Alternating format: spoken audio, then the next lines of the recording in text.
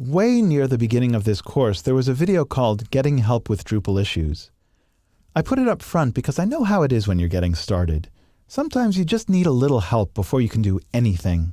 But there's a lot more to the Drupal community than just a virtual support desk. By getting involved in it, you'll find your skills improving faster and more completely than if you just ask a bunch of questions. The first thing you need to do to get involved is to go to Drupal.org and get an account. You do that by going down to this tab, Login and Register. Then click Create New Account. Since I already have one, I'll just log in. Once you've logged in, you have a choice of either the home page or your dashboard. This is a highly customizable page, which lets you change where you see things, remove these blocks, add other ones, and so forth. It's a very easy way to keep in touch with the things that are important to you. From here, you can also reset it to its factory settings. From here, you can also look at posts that you've made, issues you're involved with, and so forth. And most importantly, you can change your profile by clicking Profile and Edit. When you do, note that there are several tabs, and fill out each one. Now, we've toured this site quite a bit in this course, and I won't go into any great detail. The two most important parts from my point of view are documentation and download and extend. There's also community and support, and we'll come back to that in just a minute. The download and extend link leads you to all of Drupal's projects. A project could be a theme, or a module, or a translation, or an installation profile. There are several different kinds of project. Let me just show you how to find your way around one of them by clicking Views. Here's a description of the project in the main section, and then over here you see who's important in the project. As we scroll down, you see Issues. This is a very good way to get involved. Let's say you've been using Views for a while, and you think you've come across a bug, or you have a feature request, or you just want to find out how people are doing things. Just click on any one of these links, and then you can search throughout these views and say, okay, show me only the bugs, show me the ones that are important, or create your own issue if you like. Before you create an issue, however, search to make sure it's not already there. Additionally, you can go through here and say, well, let's see, this needs review, and I know how to review code, so I'll go in, and I'll take a look through it, I'll read, and then I'll do what needs doing.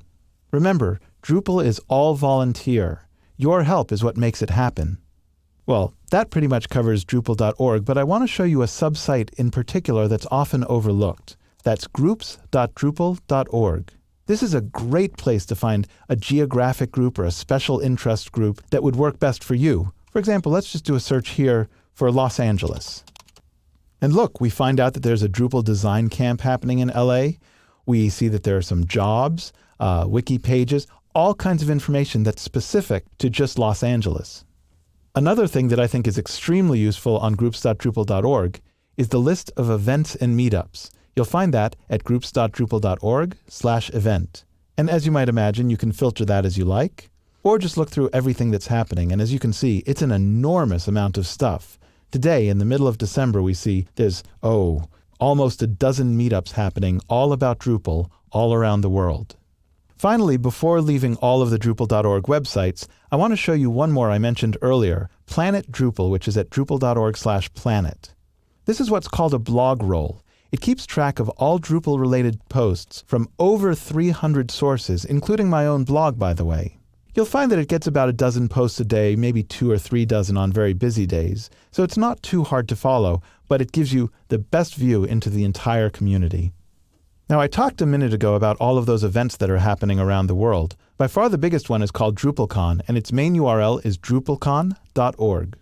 It happens twice a year, in the spring in the United States, and then typically in the fall in Europe. In 2011, it's in Chicago, and then in the fall, it's going to be in London. I'm looking forward to both of them. Now, I haven't talked too much about giving back because, in truth, as you get more involved through all of these media, you'll just naturally find yourself writing documentation, helping to test modules, and doing other things that you're good at and that help strengthen Drupal for everyone. But if you want some specific ideas for giving back, check out the Ways to Get Involved page, and you'll see that at drupal.org/contribute. Now, I want to mention that the Drupal community right now is very developer-centric, but they really do need people of all kinds of skills and at all levels. Maybe you can write a little documentation. Even if you find bugs, you're helping, but just make sure that you stay with those bug reports, follow the whole discussion, and help them resolve it. Finally, I want to mention the not-for-profit organization that does a lot to coordinate and support the community, the Drupal Association. That's the group that throws DrupalCon. It runs the Drupal.org web servers, and it does a lot more. You don't have to be a member, but memberships are inexpensive and really go far to keeping the whole machine running. You'll find that at association.drupal.org. Whatever you decide to do stay involved. As you help direct Drupal's growth, it will support yours.